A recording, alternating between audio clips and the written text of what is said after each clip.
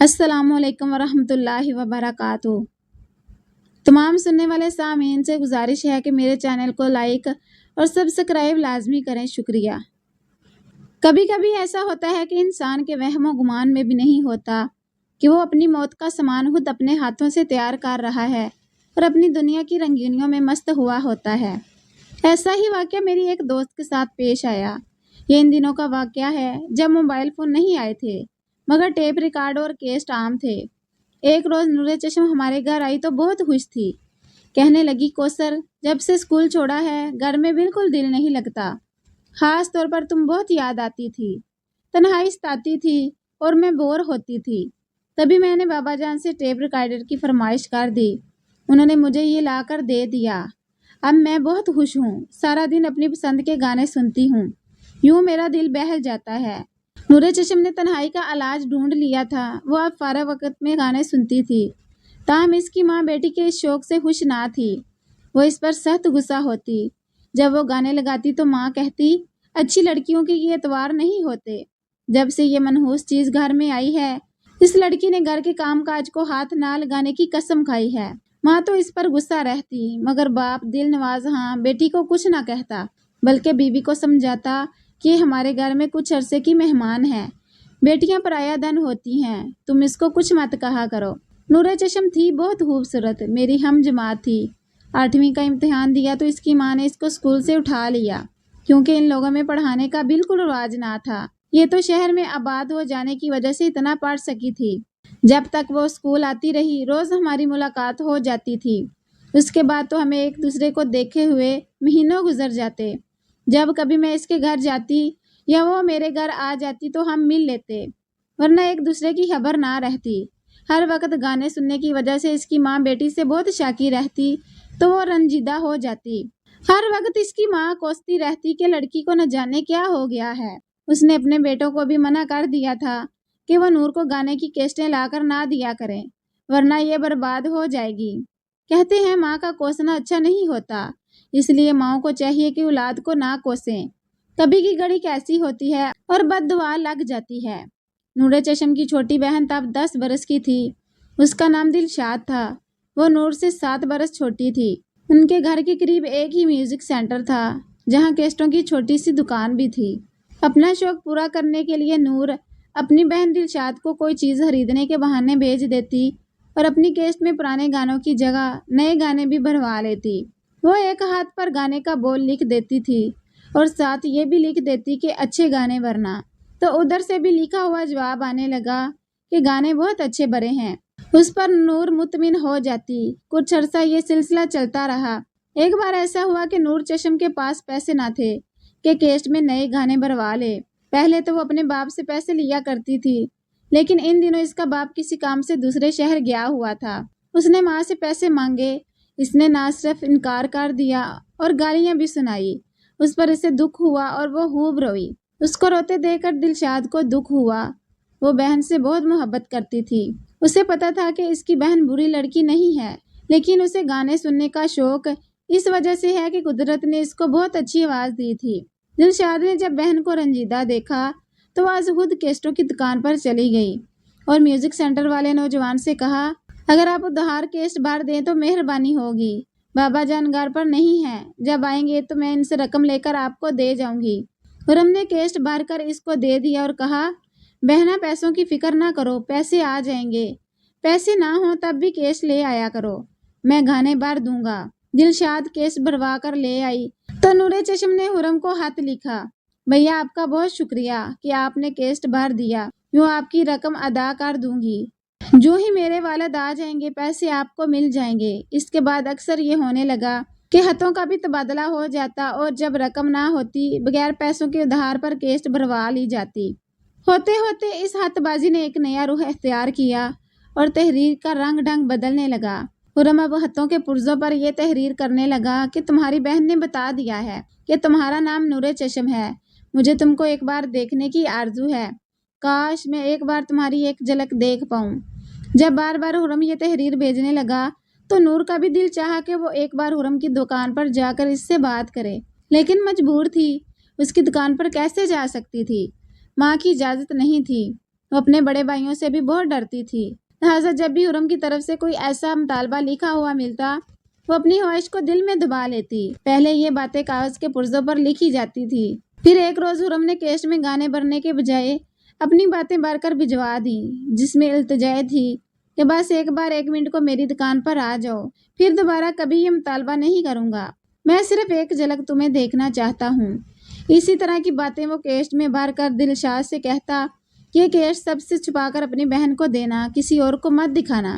اب نور چشم کو بھی ایک نیا مشغلہ ہاتھ آ گیا، وہ یہ کیسٹ تبھی سنتی جب گھر والے سو جاتے۔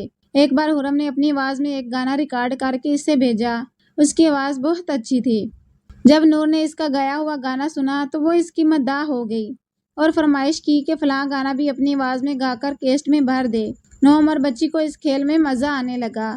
ادھر حرم نے بھی مطالبہ کر دیا کہ وہ بھی اپنی آواز میں کوئی گانا ریکارڈ کر کے بھجوائے۔ نور چشم کی تو آرزو تھی کہ کوئی اس کی سریلی آواز کو سنے اور بتایا کرے کہ وہ کتنا اچھا گا سکتی ہے۔ جب حرم نے اس کی آواز میں گانا سنا تو اس کا دل جھوم اٹھا اور وہ اس آواز کا دیوانہ ہو گیا۔ اب وہ ہر بار اپنی فرمائش کیسٹ میں ریکارڈ کر کے بھیجتا کہ اب یہ گانا گا کر بھر دو اور اب فلاں والا، کیونکہ یہ گیت مجھے پسند ہے۔ نور چشم صرف 15 برس کی ہی تو تھی، 4 دیواری میں قید، ہر وقت ماں کے کوسنے سننے کو ملتے تو اس کا دل اس تلخ ماحول سے فرار چاہتا۔ وہ سوچتی کہ پر لگ جائیں تو میں آزاد فضا میں پہنچ جاؤں۔ ایسے میں حرم کی محبت بھری باتیں سن کر وہ کسی اور ہی دنیا میں پہنچ جاتی تھی۔ وہ بن دیکھے محبوب کے اقرار محبت سے خوابوں کی دنیا میں رہنے لگی تھی۔ ان باتوں کا نشہ تھا کہ تنہائی کا کوئی بہترین بہلاوا مل گیا تھا۔ اب حرم کا اصرار بڑھنے لگا کہ تم بھی مجھ سے باتیں کیا کرو، اگر میں تم کو دیکھ نہیں سکتا سن تو سکتا ہوں۔ حرم نے ایک روز کیسٹ میں کہا کہ اب بھی تم نے مجھ سے بات نہ کی تو پھر میں بھی کبھی تم سے بات نہ کروں گا، یہ سمجھ لو کہ آج آخری بار تم میری آواز سن رہی ہو۔ اس دھمکی نے اسے مجبور کر دیا کہ اب وہ بھی کیسٹ کے ذریعے اس سے باتیں کرے۔ اب وہ اس کی باتوں کا جواب محبت سے دینے لگی۔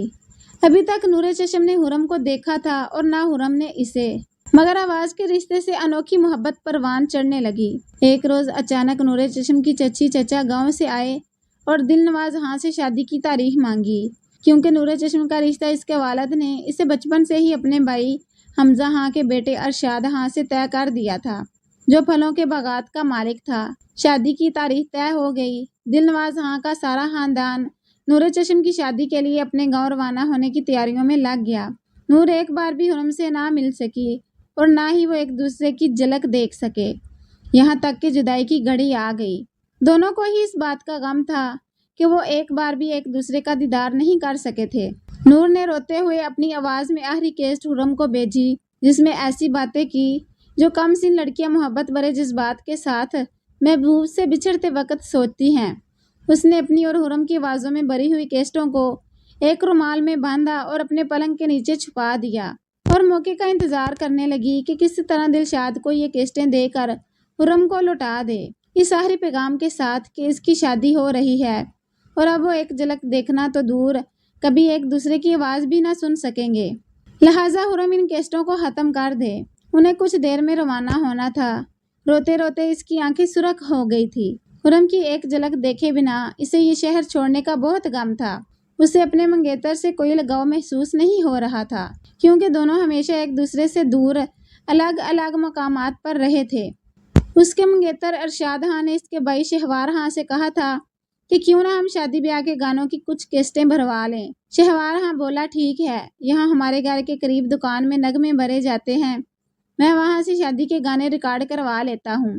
یہ کہہ کر وہ گھر میں آیا اور ماں سے کچھ کیسٹ طلب کیے۔ اتفاق سے اس وقت نوکرانی نور چشم کے چپل اٹھانے اس کے کمرے میں گئی۔ اس نے جو سنا کہ شہوار ماں سے کیسٹ مانگ رہا ہے، اس نے رومال میں بندھے وہ کیسٹ شہوار کو دے دیے۔ یہ رومال جیسے بندھا ہوا تھا ویسے ہی شہوار نے باہر جا کر ارشاد ہاں کو دے دیا کہ مجھے کافی کام ہے، تم ان میں سے کوئی کیسٹ نکال کر اچھے گانے بھروا لو، شادی کا دن قریب آ گیا۔ ارشاد ہاں کو نغمے بھروانے کا وقت ہی نہ ملا۔ اس نے سوچا کہ انہی کیسٹوں کو سن لوں کہ ان میں کیسے گانے بھرے ہوئے ہیں، کیا خبر اچھے ہوں، انہی سے کام چل جائے۔ اس نے جو ہی ایک کیسٹ ٹیپ ریکارڈ میں لگا کر بٹن آن کیا، اس کا سر گھومنے لگا۔ اس کی ہونے والی دلہن کی پیار بھری باتیں کسی اور کے لیے کیسٹ میں بھری ہوئی تھی۔ ادھر نور چشم دلہن بن رہی تھی، ادھر ارشاد غم غصے میں ڈوبا جا رہا تھا۔ شادی میں چند گھنٹے ہی باقی تھے۔ تمام باراتی دروازے پر جمع تھے۔ بارات کی تیاریاں ہو رہی تھی اور اس کے دل پر قیامت گزر رہی تھی۔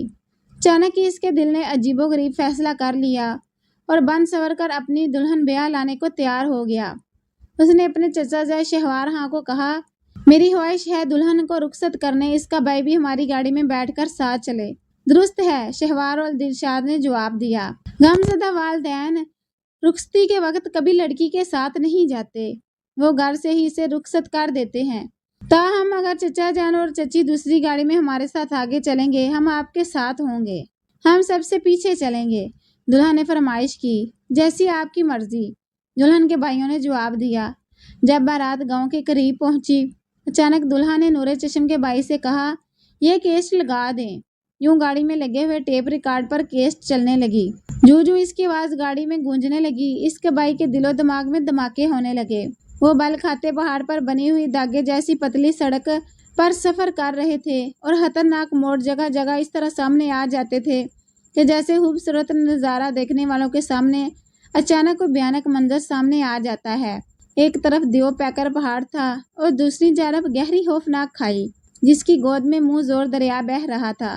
شہوار نے جلدی سے ٹیپ ریکارڈ بند کر دیا کہ مجھ میں اسے سننے کی تاب نہیں ہے۔ غصے سے اس کا تمام وجود لرز رہا تھا۔ لگتا تھا کہ وہ پہاڑوں کی پاتال میں چھپے ہوئے زلزلوں کی گڑگڑاہٹ سن کر حواس بہتا ہو رہا ہے۔ حالانکہ زلزلہ کہیں پہاڑوں میں نہیں، اس کے اپنے اندر موجود تھا۔ اس کو بہن اور اس کے چاہنے والے کی آواز کا کیس سنا کر ارشاد نے نہ صرف سے شرمسار کیا تھا بلکہ اس کی غیرت کو بھی للکارا تھا۔ دوسرے ہی لمحے اس کے سانپ اس کی گرفت سے نکل گئے اور کار ہچکولے کھانے لگی، گویا پہاڑوں سے بڑے بڑے تودے ٹوٹ ٹوٹ کر اس پر گر رہے ہوں۔ سہمی ہوئی دلہن کا سانس رکنے لگا۔ کار نے 2-4 بڑے جھٹکے لیے اور اس کے پہیوں سے احتجاجی چیخیں بلند ہونے لگی۔ تبھی نور کے چھوٹے بھائی نے کہا، گاڑی کو روکنے کی کوشش کرو شہوار۔ پھر اس نے بڑے بھائی کو ہٹا کر خود اسٹیئرنگ سنبھال لیا اور کار کو مہارت سے چلا کر ایک ایسے مقام پر لا کھڑا کیا جہاں وہ لوگوں کی نظروں سے پوشیدہ ہو جاتے تھے۔ بارات آگے موڑ سے مڑ گئی، پیچھے دور تک کوئی گاڑی آتی نظر نہیں آ رہی تھی۔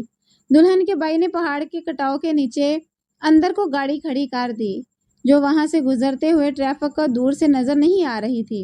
سنسان جگہ اور ہو کا عالم تھا، صرف بلند پہاڑوں کی خاموشی تھی یا پھر گرتے ہوئے جھرنوں کا شور تھا۔ غضبناک پانی ہزاروں فٹ کھائی میں بکھرے ہوئے اژدہے کی مانند پھنکارتا ہوا بہہ رہا تھا۔ اپنے سامنے موت کا یہ بھیانک رقص دیکھ کر نور چشم کا نرم و نازک جسم سرد پڑ گیا اور وہ خوف و دہشت سے کانپنے لگی۔ لیکن انہوں نے اس سہمی ہوئی لڑکی پر ترس نہ کیا۔ ارشاد کار میں اپنی جگہ بیٹھا رہا جبکہ شہوار اور اس کا چھوٹا بھائی دونوں نیچے اترے اور انہوں نے نور چشم کو بھی چشم زدن میں اس طرح گاڑی سے باہر کھینچ لیا جیسے وہ خوشبوؤں میں بسی ہوئی خوبصورت دلہن نہ ہو بلکہ غلاظت سے بھری ہوئی مردہ جانور کی اوجڑی ہو۔ وہ اس کو نکیلے پتھروں پر گھسیٹتے ہوئے کھائی کی طرف بڑھنے لگے جس کی آغوش میں دریا بہہ رہا تھا۔ جان کسے پیاری نہیں ہوتی، اس نے بھی خود کو بھائی سے چھڑانے کی بھرپور کوشش کی لیکن اس کا ناتواں وجود ان طاقتور ہاتھوں کی گرفت سے آزاد نہ ہو سکا جنہوں نے ایک لمحہ کی تاخیر کیے بغیر گلاب کے اس مہکتے ہوئے پھول کو سینکڑوں فٹ بلندی سے نیچے بہتے ہوئے دریا میں پھینک دیا۔ پانی کے چنگاڑتے ہوئے شور میں ہلکی سی ایک دب کی آواز بھی سنائی نہ دے سکی اور مظلوم نور چشم ان دریاؤں کی موجوں میں ہمیشہ ہمیشہ کے لیے گم ہو گئی۔